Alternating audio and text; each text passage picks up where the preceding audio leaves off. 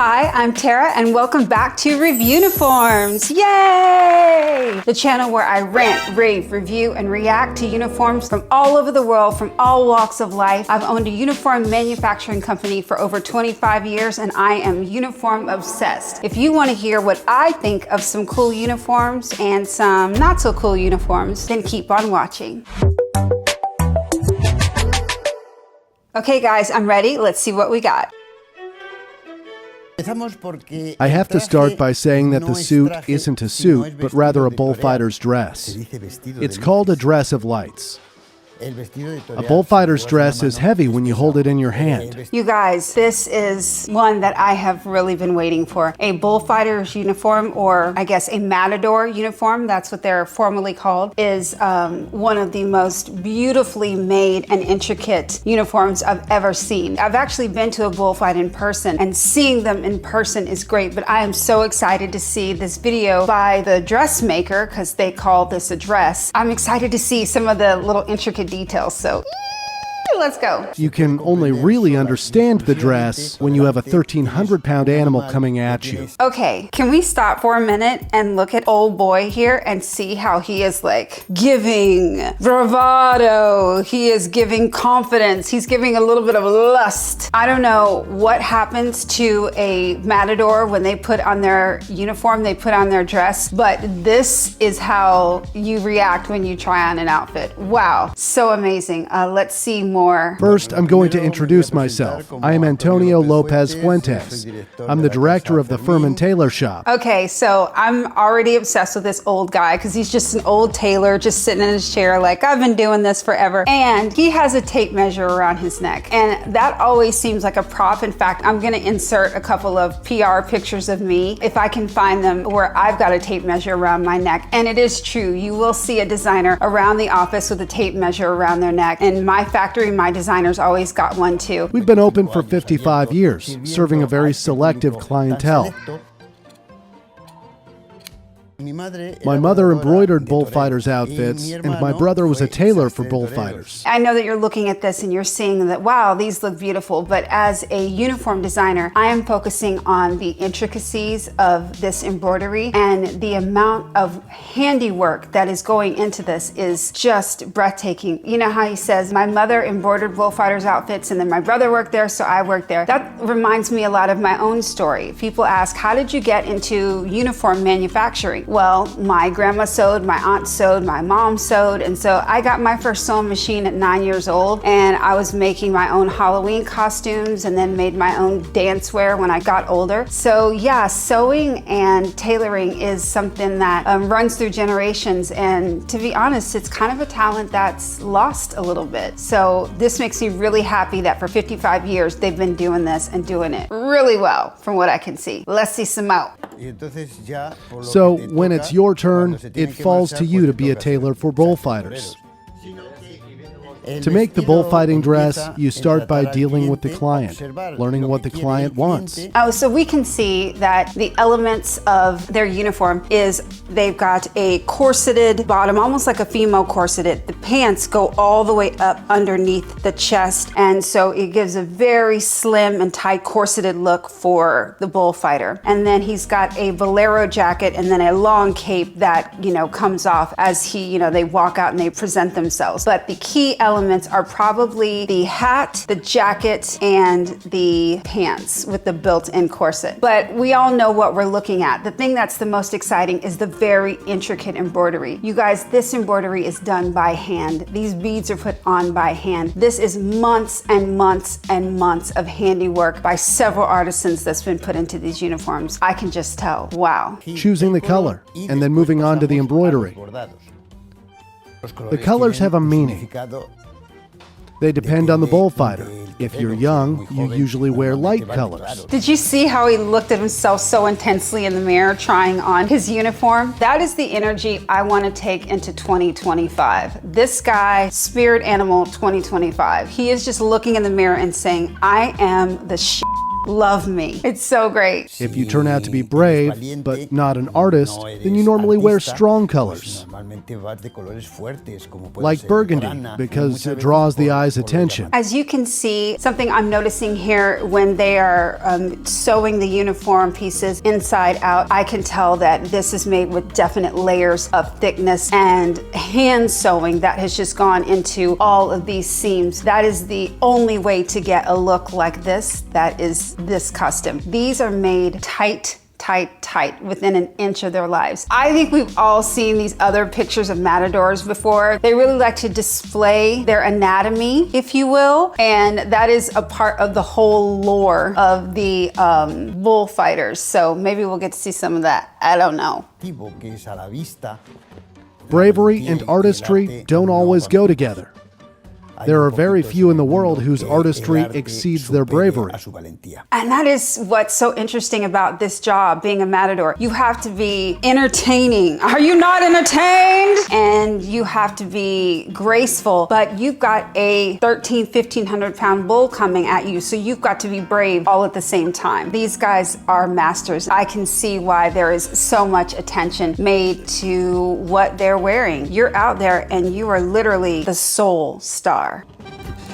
Okay, so before we go on, I wanted to pause on some of the bead work that we saw, that last little stitch. That's something that is called Goldwork, and that's actually not made with thread. You use your thread, and then it's a very, very skinny, thin gold coil that is wound very tightly. So when you pull it, it stays, so it's not a spring. These are gold coils that are inserted onto the thread and then clipped right to a precise point so they can make those beautiful leaves and then sew them on. So in other words, this gold work is very, very time consuming, extremely delicate, intricate, and it's a pain in the butt, but they are doing it for every inch of this uniform. So to these artisans, I tip my hat. For sure. I know that bullfighting can be controversial with what goes on with the bulls, so let's just, for the sake of the rest of this video, let's just check out how sexy and cool these bullfighters look. Come on, Matador.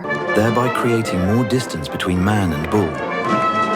Like the way that they strut, I mean, they're literally just like going, look at my body. I mean, it's very brave and masculine what they're doing out there, but their movements can be very fluid and very feminine. These uniforms are made to, let's just say it, show off their junk. Whew, that was intense. There are a few things that I noticed that are not just made for beauty. I think the reason that they wear the stockings and the ballet slippers, and actually, I think I'm gonna find a picture we can zoom in on because we didn't concentrate on it, but they do wear a very brief ballet slipper. And I believe that is so that they can run and actually jump. They need to jump over the bull sometimes and be incredibly agile. Another thing I noticed is that all of their jackets or the top part of the dress isn't made with armpits in it. It's just the top of the sleeves, and they've got on a white dress shirt underneath. And I am almost sure that that is so that they can bend and stretch and, you know, get that sword out there where they need to. So it's made for agility, and that was just a really cool, smart kind of design look. Junk and all, I love it. So how many Reviewnicorns do I give the Matador uniform? We are gonna give it 4 Reviewnicorns, yes, because the level of skill and intricacy that is put into this uniform by these artisans, I'm telling you right now, it's months and months of work made into probably a uniform dress that they'll only wear and debut one time during their big show. So there's a lot of craftsmanship put into the Matador uniform, which is why it was very easy to give it 4 Reviewnicorns. All right, guys, I'm having a great time. What's next? Why do the royal guards at Buckingham Palace sport those unique hats? Are they really made from bearskin? And why are they so tall?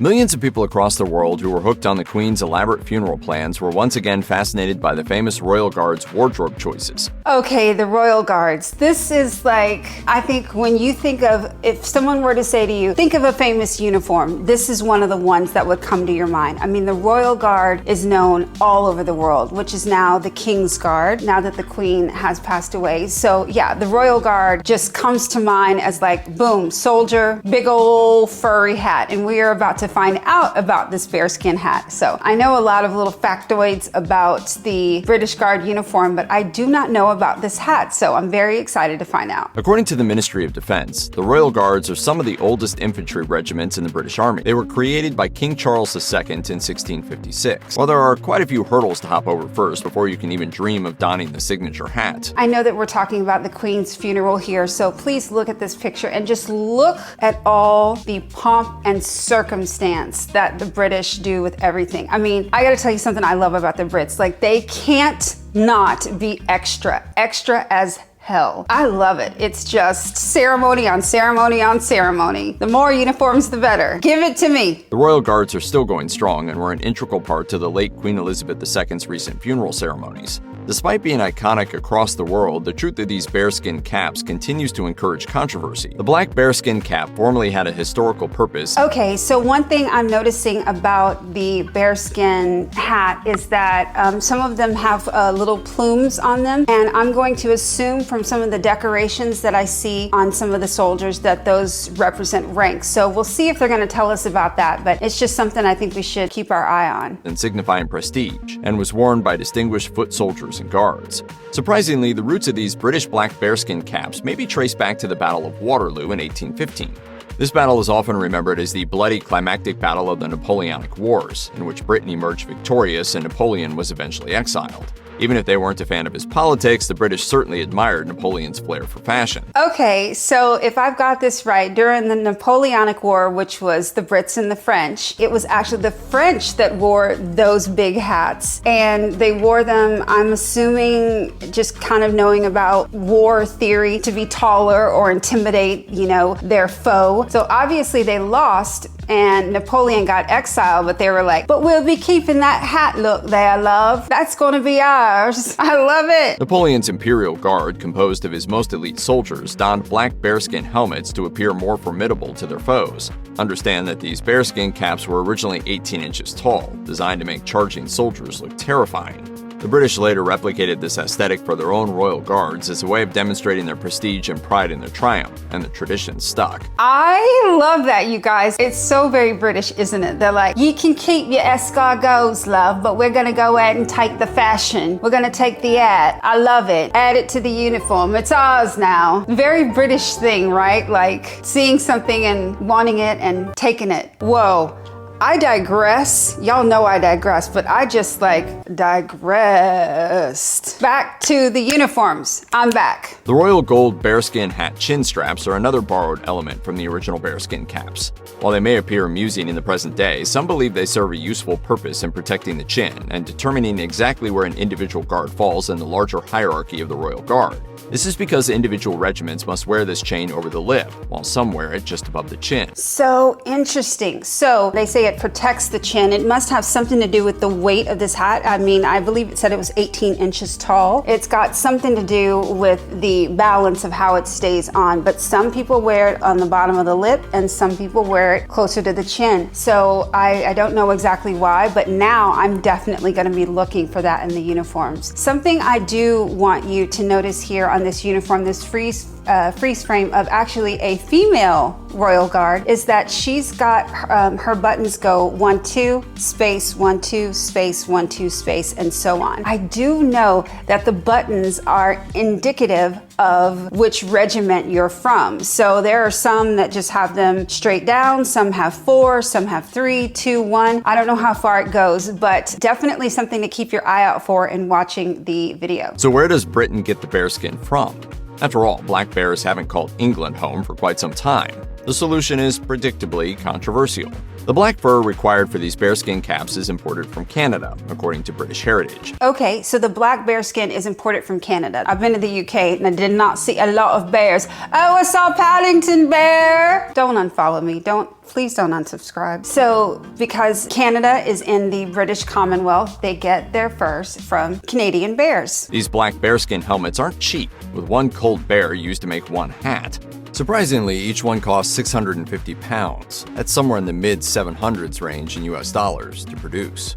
In 2021, The Independent reported that the Ministry of Defense spends hundreds of thousands of pounds every few years when they order a fresh round of bearskin hats. Many notable animal rights advocates have expressed outrage, and one petition to change the bearskin fur to a faux fur alternative from February 2022 even received a response from Parliament. Let me guess what they said. Not gonna do it. Sorry. The petition claimed, "There is no excuse for the Ministry of Defense to continue to effectively fund the slaughter of bears for ceremonial headgear, since an indistinguishable alternative has been produced, which is waterproof and mimics real bear fur in appearance and performance." For over 2 decades now, PETA has been urging the MOD to swap to a faux alternative. According to National Interest, the British Army protests that the faux fur alternatives just aren't the same because the synthetic oils and materials used to make them become too waterlogged and lose their signature shape when it rains.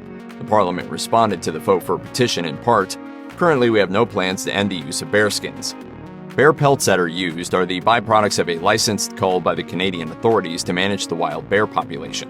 Bears are never hunted to order for use by the MOD. Like I said, not gonna do it, love. Okay, so just looking at the line of all the Royal Guard, I mean, for an American, it just very much gives toy soldier. I'm sorry, I'm not diminishing it in any way. This is a very serious position to have. It's definitely giving toy soldier, which I love. It's giving Rockettes. Hello, Rockettes, toy soldier routine. I'm American, I can't help it. It's the first thing that comes to mind. I love this uniform, it's iconic. Given how famously bad British weather is and how deeply entrenched the British monarchy is in traditions, it could be a long time before these black bearskin hats become vegan. Yeah, they're not getting rid of that hat anytime soon. It's a part of the uniform that is just so legendary. So, how many Reviewnicorns do I give the Royal Guard uniform? I'm gonna give it 5. 5 Reviewnicorns, simply for the fact that it is iconic, iconic. Yes, like I said right away, when you hear the word uniform, it's one of the first uniforms that comes to your mind. Yes, it's giving toy soldier, but I mean, millions and millions of people line up every week, all the time to watch the changing of the guards. So it's something that's, I think, close to everyone's heart all over the world. This uniform is something really special. Okay, guys, what's next?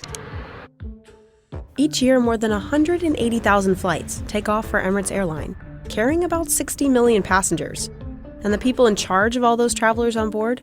The 21,000 flight attendants and pursers that make up Emirates cabin crew. You guys, if you are lucky, you have been in an airport where you've seen the Emirates cabin crew walking. And when they walk through an airport, all heads turn, including mine. I've got my picture taken with Emirates Airlines flight attendants before, and they're actually so used to it because they're so impeccably dressed and so beautiful. It really does take your breath away. So Emirates is known for their uniforms not only being clean and perfect, but for their impeccable standards of beauty with the face, hair, makeup, nails, absolutely everything. So let's see. Oh, this looks like it's going to be a TikTok. Great. Facts about the Emirates uniform you probably didn't know.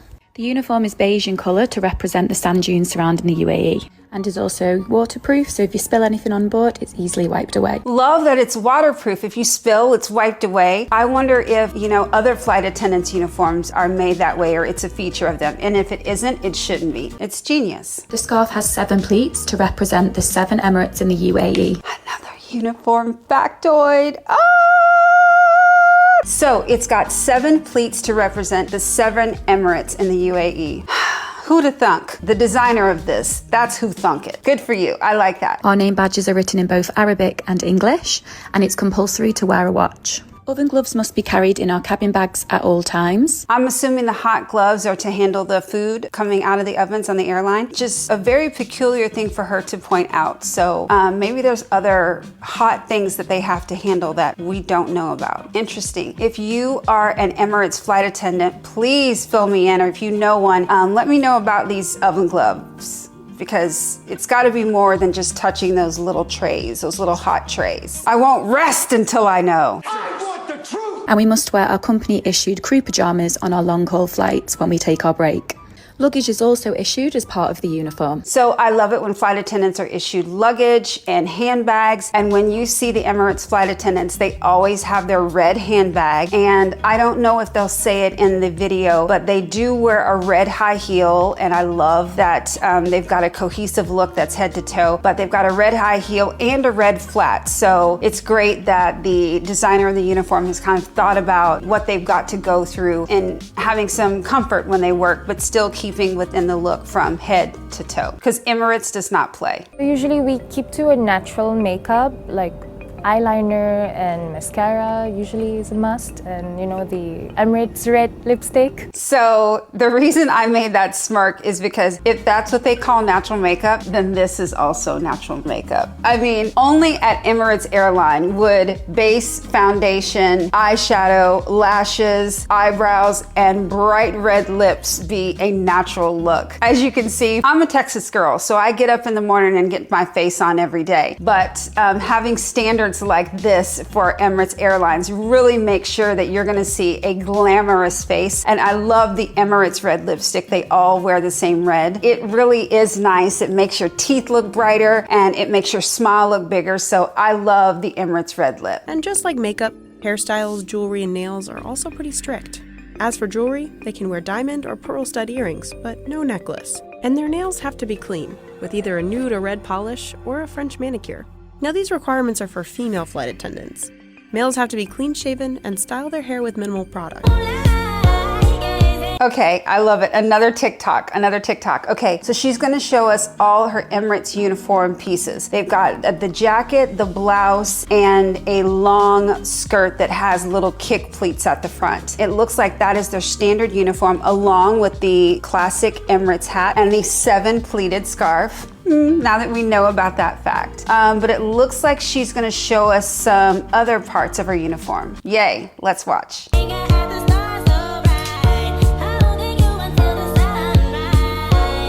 Okay, we've got a cute cardigan. I really like that.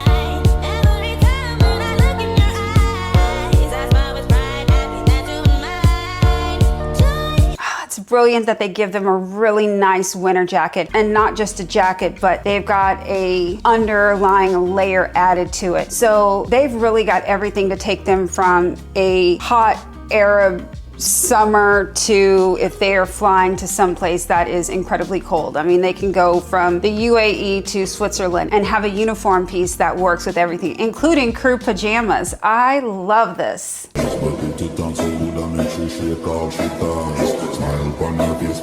So now what we're getting in this short is a kind of a beauty shot of an Emirates flight attendant. One thing that I think is weird about the uniform is the red scrunchies. So there's so many great things about having your hair completely slicked back while you work. Keeps it out of the way. But the fact that they have a bun and then a scrunchie on the bun, it's just a little dated and a little surprising, but I guess scrunchies are never out of style. Obviously it works for them. It's a small thing. I'm gonna overlook it, but the scrunchie, it hurts a little bit. I'm feeling like just like a little pain under this rib over here. Yeah, that's the scrunchie.